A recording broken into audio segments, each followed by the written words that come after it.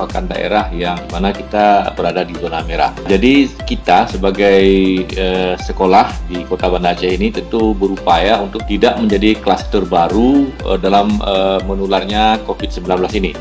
Jadi upaya sekolah untuk ini, di mana sekolah menyediakan fasilitas-fasilitas misalnya seperti mencuci tangan, hand sanitizer di setiap kelas, kemudian kita juga melakukan disinfektan di semua ruang-ruang kelas di pekarangan sekolah, kemudian juga sekolah menyediakan masker. Apabila anak tidak memakai masker, maka kita fasilitasi masker tersebut.